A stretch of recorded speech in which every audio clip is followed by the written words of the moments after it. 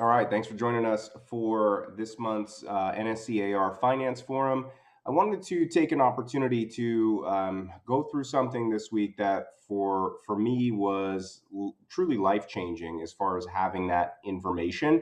And I grew up in a poorer neighborhood. I didn't have a lot of things that maybe many of you did growing up, but I knew I wanted some of those things. And one of the beautiful things about America is that our country is really built on the ability to kind of pull yourself up by your bootstraps, and you can come from nothing and become something. And I was never smart enough to build rockets or be a neurosurgeon or any of those things. But what I did know is there were rules to the game that I was not blessed enough originally to be taught, right? Like they don't teach these things in school. And unless you have someone, a direct family member who has this knowledge and this information in front of them to then pass on to you, you don't get it. And I understood that these rules existed, and I had to learn what those rules were so that I could get to where I wanted to be in life. And I have made it my personal mission since that time, and helping to co-create Neo Home Loans is to pass as much of that information on to clients and business partners as humanly possible to help change their lives in a positive way that nobody else is going to look out for them to do. So that's what we're going to try and do today, is kind of teach one of these rules that I believe exist, that can truly change the trajectory of your life, that of future generations in your family's lives, and really make a difference. And so, while the title to this presentation, Inflation Destroys Debt, is not an exciting one, and there's a little dense material that we'll go through, I think at the end of the day, the overarching principles that I'll teach today are really going to make a difference if you watch this all the way through. So, that being said, we're going to try and make this somewhat interactive in the chat, if at all possible. So let's start with just a kind of a simple question, right? And that is, what is a dollar? Put it in the chat. Let's fire away. Okay, a currency. Okay, fiat money. Okay, definitely is. You may have seen one of these slides that I'm going to go through. It is that. What else do we have here? Okay. This is the answer I was looking for. It's a measuring unit, right? It's a measuring unit. It's a way to kind of determine how much of something you could buy, right? And so the problem and the crux of what we're going to talk about today is a lot around the idea of a dollar as a measuring unit. And so, what are the characteristics of any good measuring unit, right? And I'm not talking just about money, but in just in general. Go ahead, put it in the chat. Okay.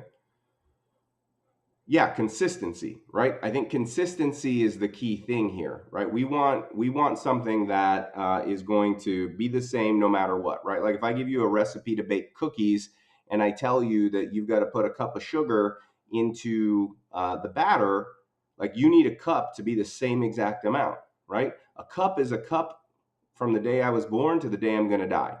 This room is probably 30 feet across. It's going to be 30 feet across when I'm dead.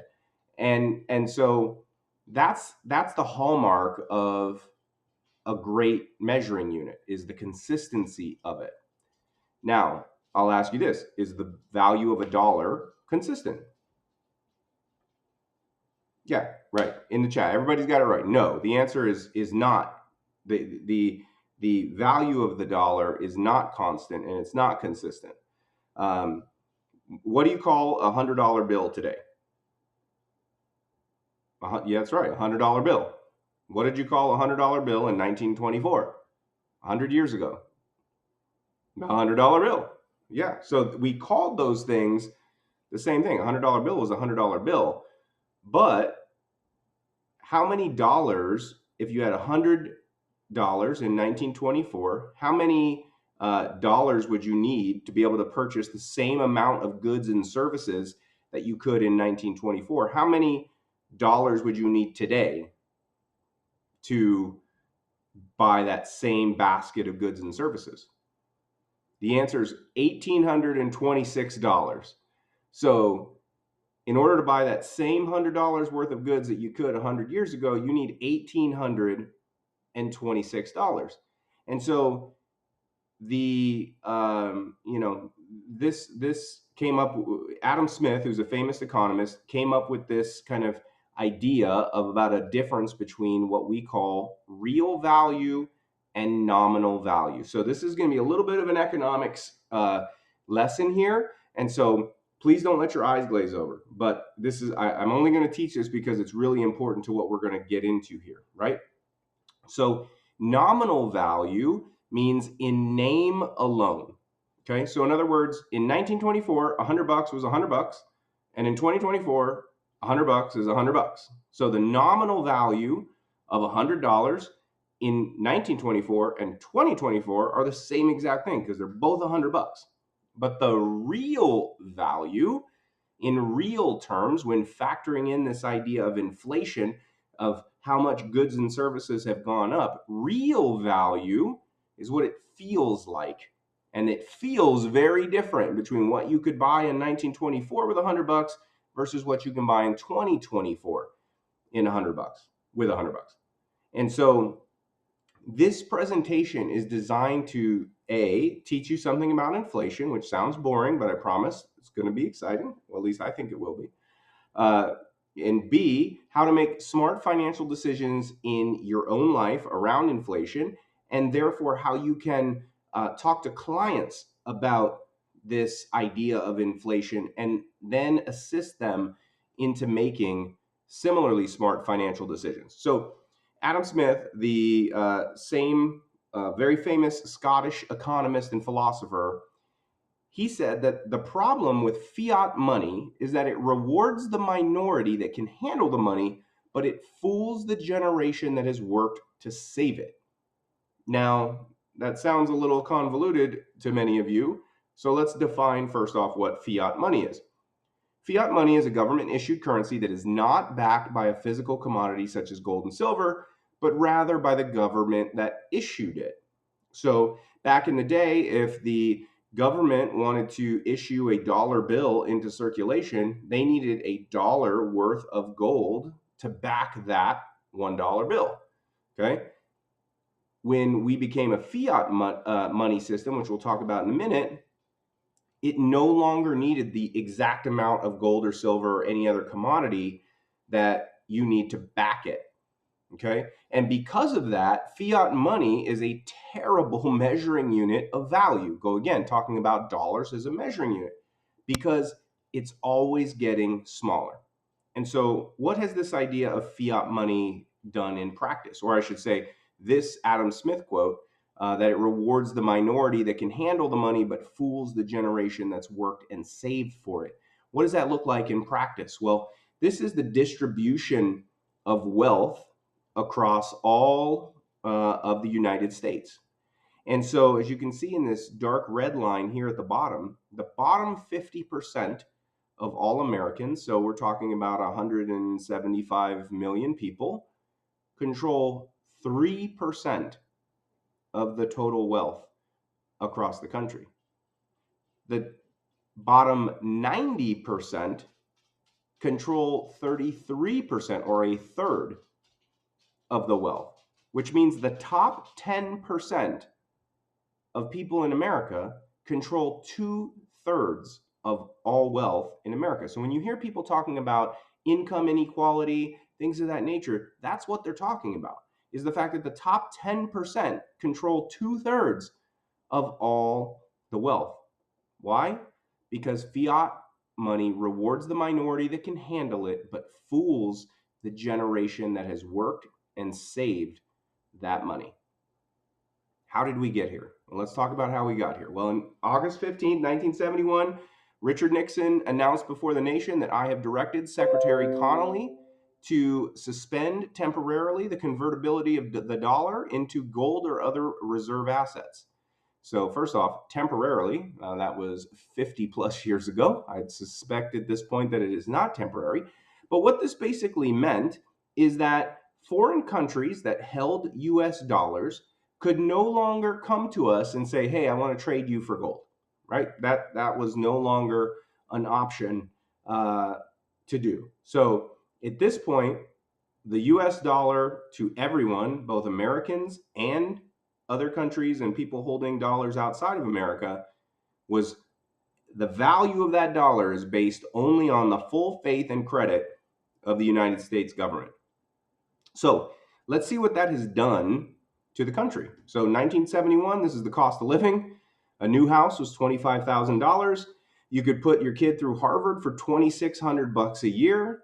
Gas was 40 cents a gallon. A postage stamp was 8 cents. Bacon was 80 cents a pound. I mean, you can go on down the list, right? Things were much cheaper, at least on paper, in 1971. And then what happens? Who knows what's happened? You obviously know that, a house doesn't cost 25 grand anymore. Tuition to Harvard isn't 2,600. Like, who can tell me what has happened between now and then to get prices to where they are today? Go ahead and put it in the chat.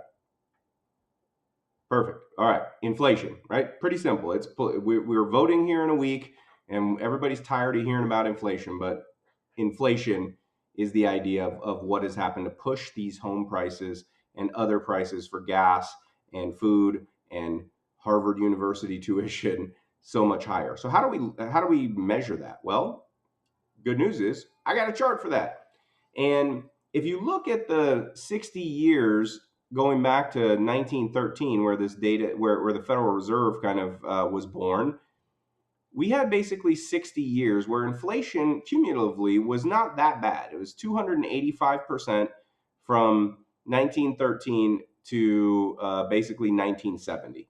Okay, if you buy a television set, and the price of the television set doubles every 10 years, like, it's not that big of a deal because it's taking a long time for that to happen, right? Yeah, it's annoying, but it's not that huge of a deal. But look what happened from the 1970s on, right? So essentially, when Nixon closed that gold window, look what's happened to inflation. From 1969, the end of 69 to 2022, at the end of this chart, we have a total of 2,639% inflation in the last 60 years, when we only had 285% inflation in the prior 60 years. Well, that's 50 years, 55, right? So a $10 meal to take your family out to dinner that would cost you $10 in 1969, today costs you $263. So if you think about a meal, like we all know, we've all been out to have really nice dinner and paid $263 for a meal. Think about the fact that you could have gotten that same delicious, high quality, high end meal for $10 in 1969. So what will the future value of the dollar do? And how are we hedging our bets to ensure that we're protecting ourselves and that of our the needs of our clients, right? So let's look at kind of a history lesson, right? So the Federal Reserve was founded in 1913. That was the beginning of that last chart. And if you go back the prior 100+ years prior to that, inflation was almost nothing, okay? In 1933, the U.S., FDR took the U.S. as a whole off the gold standard. And what that basically means is that U.S. citizens could no longer trade their dollars in for gold. And then Nixon did it internationally so that other countries could no longer do it in 1971. And so what happened since then? Inflation has raged out of control. We had quantitative easing in 2008 during the great financial crisis. Quantitative easing basically means the government is stepping in to buy its own debt. The Federal Reserve is stepping in, kind of putting their thumb on the scale, buying more debt, allowing the government to spend, spend, spend. Fast forward to COVID 2020, same thing, spend, spend, spend, send everybody a check, okay? And you can see what has happened to inflation over this period since we closed the gold window. Ronald Reagan was correct when he said that the 9 most dangerous words in the English language are, I'm from the government and I'm here to help, right? because consumer prices, what folks saw when they went to buy something, were stable for over a century until the Federal Reserve was founded and the dollar was no longer backed by gold, right? And so we've seen an explosion of inflation over that time. While coincidentally, we also have seen an explosion in our federal debt, right? So in 1971, when the gold window was closed, our total national debt was about $412 billion. Fast forward to today, and this chart is, I mean, obviously, you know how fast it's going up. So we're at about 35 trillion. And the reason for that is there's really no limit to what you can borrow because you don't need an equal amount of gold just sitting in Fort Knox to back it up. You just, hey, full faith and credit. I can just print it. You got to trust me.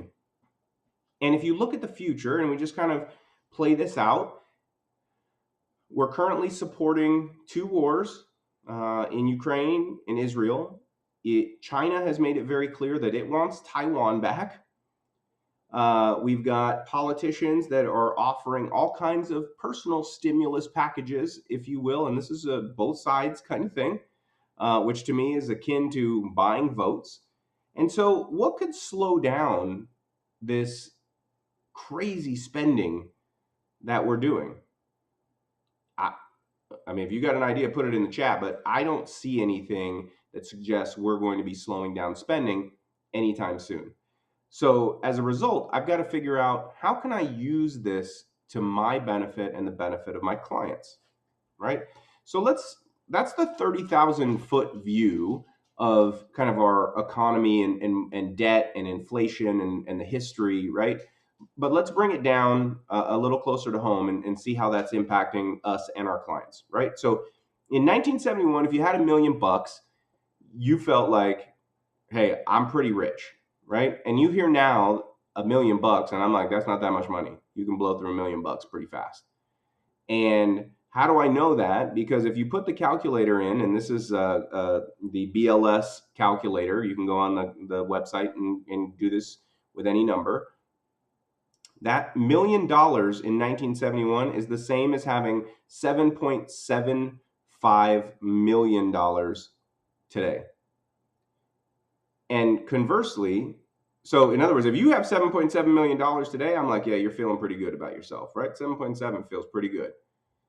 But if you saved $1 million in 1971, how much would you have today? You would have $129,000. That's how much purchasing power that you have today. That $1 million in 1971 that made you feel like you had 7.7 million today is actually $129,000 today. And so 87% of the US dollar's purchasing power has been lost in this time between 1971 and today. So this tells us a couple of things. Number one, however much money you think you need for retirement, you need a lot more. Okay? Because if somebody retired and thought, oh, I just need $1 million, right? You can't retire on $129,000. Like, that's just the reality of it. That money would be gone before you know it. So we have to think about that.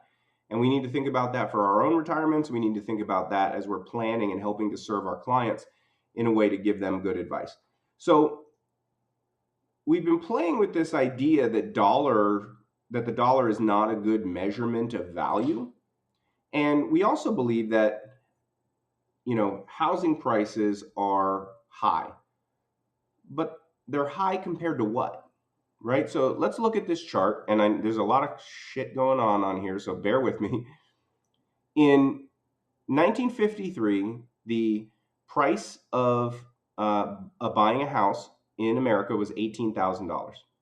And that's the green line, okay? So you can see that goes up over time. At the same time, the price of gold, an ounce of gold, was $35 an ounce. That's the blue line. So as we can see, the blue line, gold has gone up even more. So if you were to try and just theorize this with me, if you were to buy your house in gold in 1953, you would need 517 pieces of gold. That's the red line. Okay? You would need 517 ounces of gold to buy a house. Okay? Fast forward to today, let's play that through. In 2024, the average price of the house is 411,000. The average price of gold actually hit a high today. This number is a little dated here in my little chart, but 4 months later, we're at almost 2,800 an ounce in gold.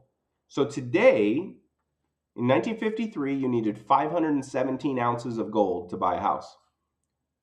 Today, you need 180 ounces of gold to buy a house, which tells you that while the US home price has gone up in dollars by 2,250% since 1953, gold has gone up 6,548% in that same time, which means that if you're buying a house in gold, the value of a house has actually gone down by 65% because you no longer need 517 pieces of gold to buy a house. You only need 180 pieces of gold to buy a house.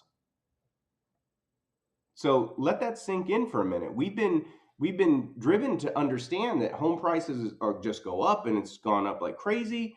And you have to ask yourself, well, as compared to what?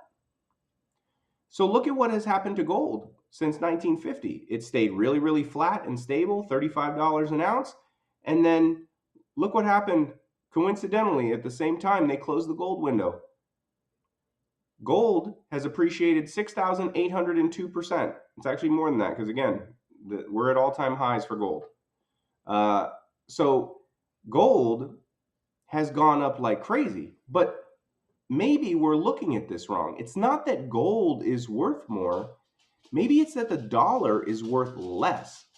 And this is the thing I want you to start to think about, is that gold had remained a very stable piece of currency over time when we talk about a measurement unit, right? So here's an example. In the ancient Roman times, the most important people, your Caesars, your senators in the Roman Senate, they would wear these elaborate bed sheets, if you will, known as toga suits.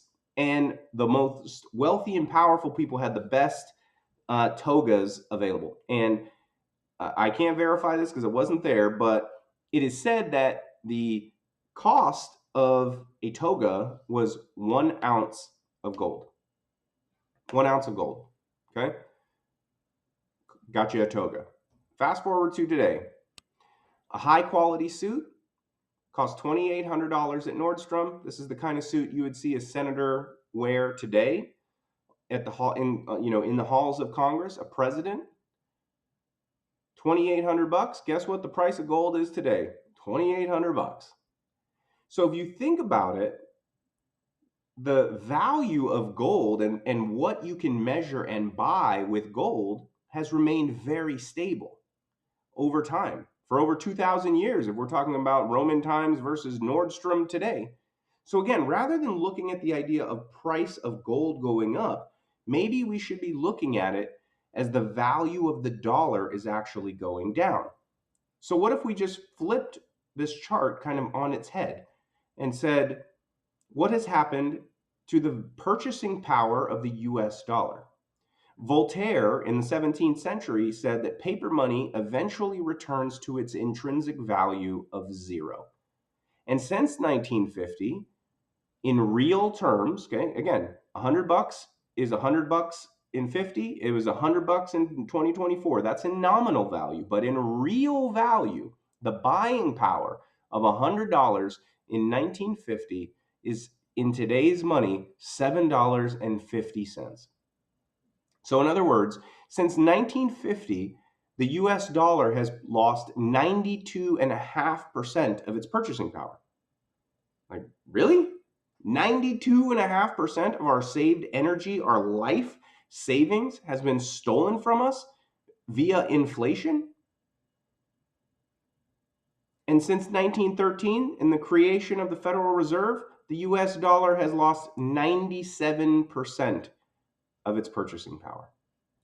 Now, I know I've spent the last 30 minutes depressing you, but I promise there is a rainbow uh, at the end. I should say there's a pot of gold, if you will, at the end of this cloudiness, and we'll get to a rainbow that leads to a pot of gold for you and your clients, right? But in the meantime, let's just talk about it, because I'm not here to sell you gold, right? I'm not here as a gold salesman, because we can do this in lots of different commodities, right? Here is US home prices as measured in oil. Okay, again, so going back to 1953, home prices have gone up 2,248%. That's the green line. Oil in that same time has gone up 2,896%, which means if you were buying your house in oil, your home price has actually gone down 22% in that time. Do I have any crypto people in the chat? Any of you huge Bitcoin or Ethereum or anything else? I'm going to show you this just for you. U.S. home prices going back to, this is 2010, kind of right when Bitcoin kind of came out. Home prices since that time are up 135%, and Bitcoin is up 61 million%. So if you were buying your house in Bitcoin, you have lost your 100% of your home's value in that time. So that's just a little joke, but it just goes to show that you can do this exercise with any measure of commodity, and you start to see the same common denominator pull through here. It's not that things are expensive, it's that the measuring unit is broken and the US dollar is weak and maybe on its way to worthless. I don't know. Now, what I'm going to show you next is, to me, when I talk about life-changing information, it's this. And so I kind of want to walk through this. So I'm going to move my head kind of out of the way here so we can kind of see the numbers. So this is a chart presented by Jason Hartman. He has an incredible podcast. If you have not had a chance to listen to it, if you're into real estate investing or you potentially might be into it, I highly, highly recommend that you go through this. And there's a ton of numbers on this page, but I want to walk you through them very, very slowly so you can get a feel for what I'm talking about, okay? Because this is sunshine, not rain clouds, right? I've been scaring the shit out of you for a half hour. Let's talk about how we and our clients can benefit from this situation, okay? So if the inflation of the dollar is eroding its purchasing power, right? So if inflation is saying that my $100 10 years from now is not going to buy the same basket of goods and services it can buy today. So if the inflation of the dollar is eroding its purchasing power and you're borrowing against your real estate, then by definition, the value of that debt also is eroding. Now, that might not land for you yet. So let's use an example. This is actually, if I remember correctly, this is this guy's mom's house. It's his mom's house. She bought a house in 1972 for $18,267. Okay. And in that time, she put 20% down. So her mortgage was $14,614. And she had a mortgage rate of 7.37% fixed for 30 years, which gave her, don't laugh, a monthly mortgage payment of $100.88. Okay, this is in 1972. So in 1972, the value of a dollar was a dollar, right? Because no inflation has happened on day one. And she paid $100.88 a month for 12 months. So for the entire year, she paid $1,210.59 to the bank.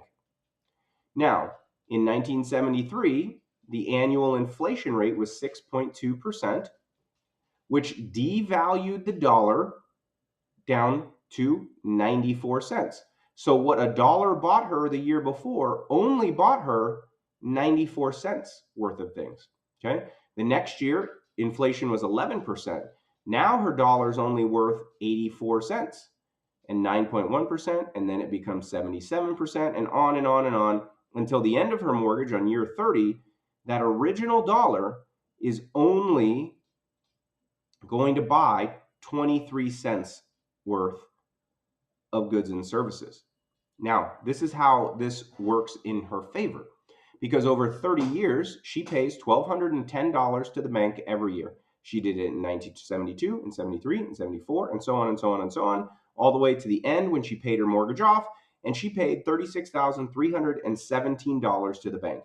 Now, any client you've ever worked with that got to see the amortization schedule in their loan package looked at this number and said, "What the hell am I doing?" She probably did too when she said, "I'm borrowing $14,000 and I have to pay back $36,000. Am I crazy?"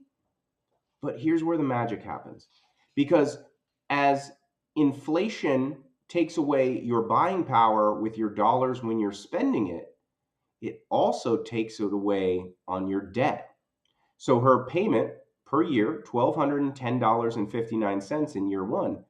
But that inflation that took the value of her dollar down to 94 cents, it correspondingly took the value of her payments down to $1,139. So, in other words, while she's still technically, nominally, in name alone, writing a check for $1,210 a year to the bank, it feels like she wrote a check for $1,139. And then the next year, although she wrote a check to the bank for $1,210 that year, it felt like she was writing a check for $1,026. And so on down the line, so that by the time 2001 hit, she paid her last $1,210.59 to the bank. But by that point, it only felt like she was paying them $286. Now, who can tell me why it feels like she's paying $286 by the end? Go ahead and put it in the chat. That's right. Okay? Because her income went up.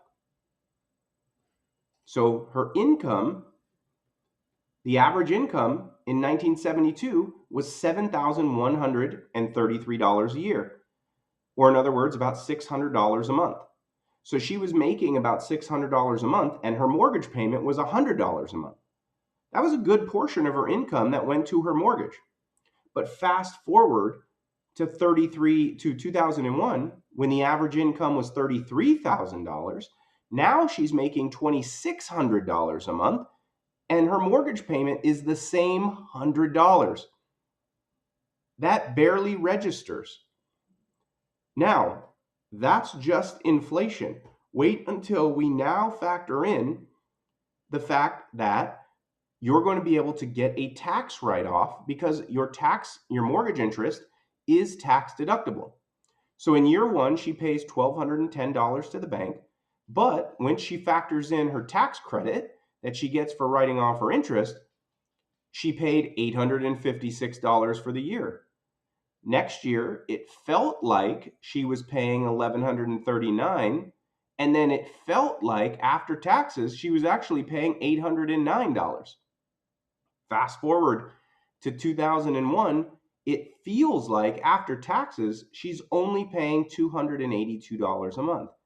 And when you add all those things up, in name alone, nominally, she paid the bank $36,000 at the end of 30 years for principal and interest. She paid back $14,000 for the original mortgage, and then she paid back another $22,000 in interest. Conversely, when you factor in the inflation and what it feels like in real terms, she paid back $16,392 over 30 years. She borrowed 14, she paid back 16. Pretty good deal. But look, when you factor in the tax benefit, she borrowed 14 and she paid back 12. The bank essentially paid her to have that mortgage, $2,000 less than she borrowed. Let's summarize that, okay? This is the magic. She borrowed $14,614. She paid the bank back $36,318 at a nominal in name alone interest rate of 7.37%. In inflation adjusted dollars, though, she only paid 16, which means her inflation adjusted interest rate was 1%. It's basically free money. And after taxes, she only paid 12,000 back, which means she had a negative interest rate after tax with the inflation adjusted interest rate. This is the magic that exists when you allow inflation to destroy your debt. Now, this doesn't always work as well. Don't think about racking your credit cards up and just sitting on it, because you aren't getting a 7% interest rate. You're getting a 23.99% interest rate. So it's not quite the same. But if you have the ability to be able to try and articulate this, I feel like all of you guys know this intuitively, because you may have bought a home 15 years ago. And 15 years ago, you might have been like, damn, this mortgage payment is expensive, and I don't know whether we're going to be able to make it. And every year that went by, that mortgage payment got a little easier, a little easier, a little easier. And then you probably refinanced it and got really easy. And today, your mortgage, you probably can't get a one-bedroom apartment for. So if you have the ability to just, even at a very, very minimal level, explain and articulate this to your clients, you really have the ability to potentially change their lives. And if you want to see it in like a graph format, here's a graph format, right? This is the inflation adjusted payments over that same 30-year window, right? It feels like for his mom that her payment was next to nothing, especially from where it started, even though she paid the same exact amount every single payment. Okay, so let's take a moment and let's look at a case study of this. Okay, this is not my property. This is one of my colleagues' properties, and it's in Salt Lake City. It's an eightplex, and I'm using his example one because he's got an incredible stable of properties. But secondly, he's been doing it since I was in high school, so that gives me the ability to show you true effects over time. Okay, so this is an eightplex in Salt Lake City, and in 2001, he bought it for $315,000. And the average rent in 2001 was $300 a month across all 8 units, which meant he got $2,400 a month in total from all the units. And that equated out to $28,000 in annual income.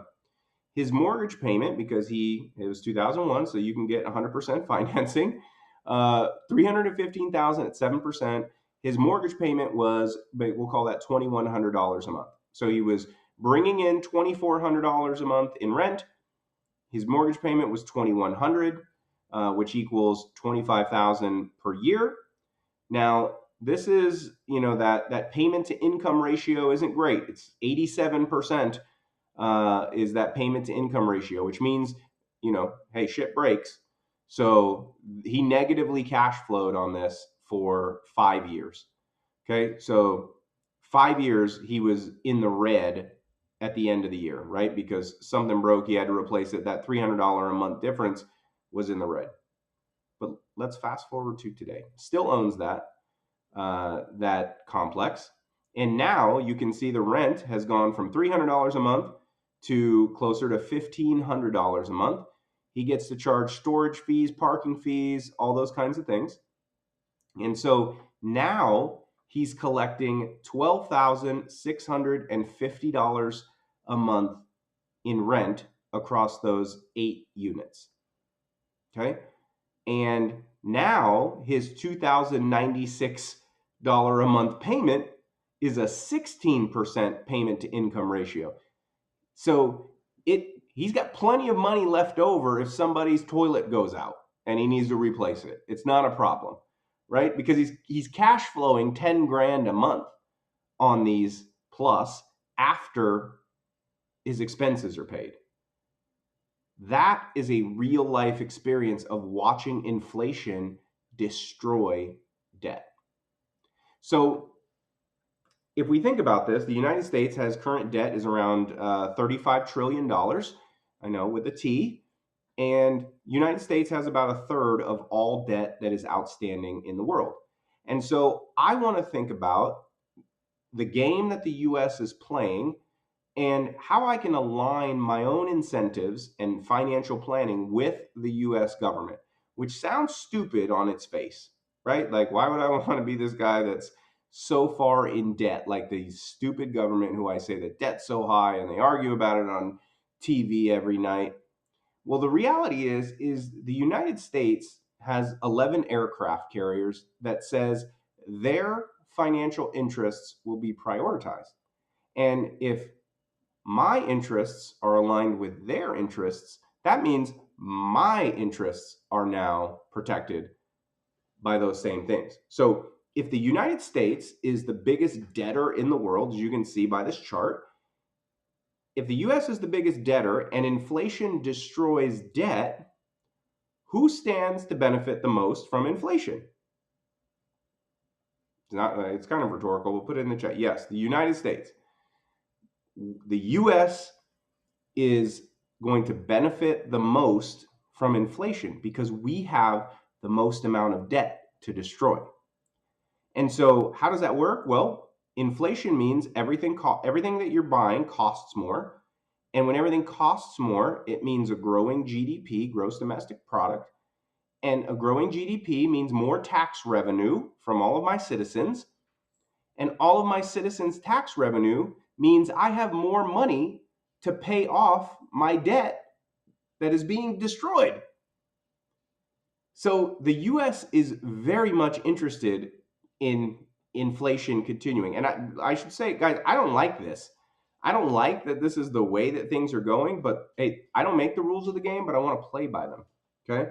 So I want my interests aligned. And how can I help my interests be aligned and my clients' interests be aligned to take advantage of the same thing that the US is taking advantage of, which is the fact that inflation is destroying our debt over time. This is, again, my colleague's complete schedule of real estate owned.